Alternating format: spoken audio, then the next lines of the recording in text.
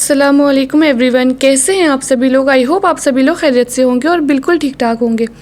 آج میں آپ کو ایک ایسی میریکل اسٹوری سنانے جا رہی ہوں جسے سن کر آپ کا یقین اللہ کی رحمت پر اور مضبوط ہو جائے گا۔ یہ میریکل ہے مریم اور عبد الرحمن کی، جن کے نکاح کے راستے میں ایسی رکاوٹیں تھیں کہ ہر شخص یہی کہتا تھا یہ نکاح کبھی نہیں ہو سکتا، لیکن جب اللہ کسی چیز کا فیصلہ فرما لے تو بند دروازے بھی کھل جاتے ہیں اور ناممکن بھی ممکن بن جاتا ہے۔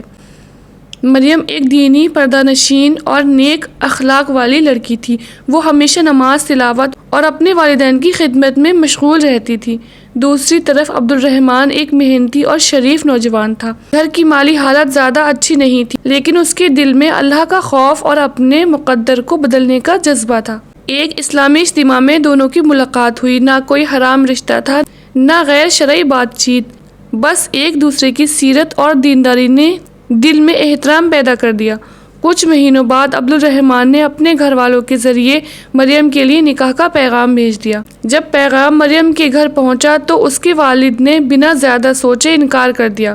وجہ صرف ایک تھی، مالی حالات۔ ان کا کہنا تھا ہم اپنی بیٹی کا نکاح ایسے گھر میں نہیں کر سکتے جہاں ابھی استحکام نہ ہو۔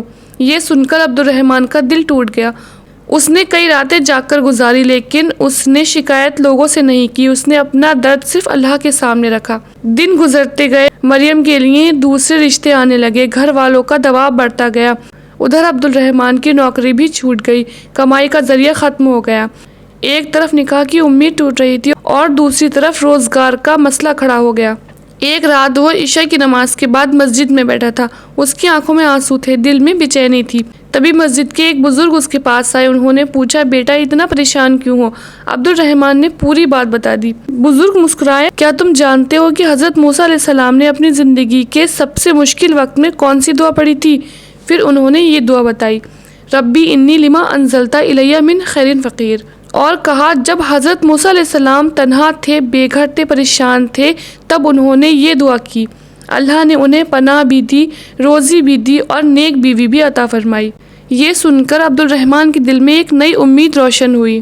اس دن سے اس نے عہد کر لیا کہ ہر نماز کے بعد یہ دعا پڑھے گا، 100 مرتبہ، 300 مرتبہ، 500 مرتبہ، لیکن صرف زبان سے نہیں، پورے یقین کے ساتھ، آنکھوں میں آنسو لے کر، تہجد میں اٹھ کر، سجدوں میں گر کر۔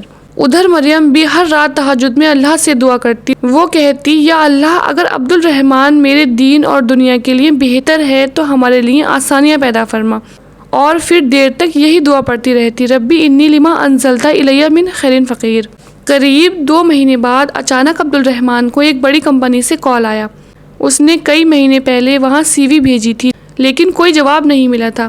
انٹرویو ہوا اور کچھ دنوں بعد اسے نوکری مل گئی۔ تنخواہ اس کی امید سے بھی زیادہ تھی۔ جب آفر لیٹر اس کے ہاتھ میں آیا تو وہ رو پڑا۔ اس نے سجدہ شکر ادا کیا۔ اسی دوران مریم کے والد کے ایک قریبی دوست ان سے ملنے آئے۔ باتوں باتوں میں عبد الرحمن کا ذکر ہوا۔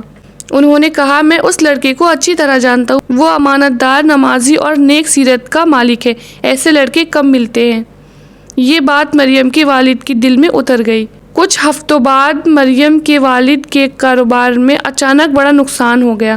تب انہیں احساس ہوا کہ دولت ہمیشہ نہیں رہتی، اصل چیز انسان کا کردار اور تقویٰ ہے۔ انہیں عبد الرحمن کی نیک سیرت یاد آنے لگی۔ ایک شام مریم کے والد نے اسے اپنے پاس بلایا اور پوچھا، اگر ہم عبد الرحمن کے رشتے پر دوبارہ غور کریں تو تمہاری کیا رائے ہے؟ یہ سن کر مریم کی آنکھیں بھر آئیں۔ اس نے صرف اتنا کہا، ابو، میں وہی چاہتی ہوں جس میں اللہ کی رضا ہو۔ اس رات اس نے سجدے میں گر کر اتنا رویا کہ جانماز آنسوؤں سے بھیگ گئی۔ آخرکار دونوں خاندانوں کی ملاقات ہوئی۔ جو لوگ پہلے مخالف تھے وہی اب حامی بن گئے۔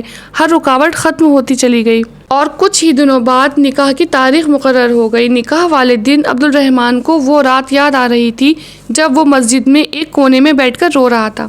اسے اپنے آنسو یاد تھے، اپنی دعائیں یاد تھیں، اپنے سجدے یاد تھے، اور آج اللہ نے وہی چیز اس کے مقدر میں لکھ دی تھی جس کے لیے وہ مہینوں سے دعا کر رہا تھا۔ اس نے آسمان کی طرف دیکھا اور کہا، یا رب، میں تیری ہر خیر کا کافر ہوں اور تو نے مجھے میری امید سے بھی زیادہ عطا فرما دیا۔ تو میرے پیارے بھائیوں اور بہنوں، جب سارے ذریعے ختم ہو جائیں، جب ہر طرف سے انکار ملے، جب حالات بالکل خلاف نظر آئیں، تب بھی اپنے رب سے امید مت چھوڑیے، کیونکہ اللہ جب کن فرما دیتا ہے تو ناممکن بھی ممکن ہو جاتا ہے۔ اسی لیے دل سے پڑھیے ربی انی لما انزلت الی من خیر فقیر، اور یقین رکھیے کہ اللہ آپ کی دعاؤں کو سن رہا ہے۔ بے شک اللہ اپنے بندوں کو ان کی سوچ سے بھی بڑھ کر عطا فرماتا ہے۔ تو اگر آپ بھی پریشان ہیں، آپ کا کام نہیں چل رہا، کاروبار میں برکت نہیں ہے، یا پھر لو میرج کی پرابلم ہے، یا پھر رشتے نہیں ہو رہے ہیں، تو آپ اس دعا کو کثرت کے ساتھ پڑھنا اسٹارٹ کر دیں۔ انشاءاللہ تعالیٰ آپ کی بھی ہر پریشانی دور ہو جائے گی۔ تو اگر آپ کو میری ویڈیو تھوڑی سی بھی پسند آئی ہو تو میرے چینل کو سبسکرائب ضرور کیجیے گا۔ ملتے ہیں نیکسٹ ویڈیو میں۔ خدا حافظ۔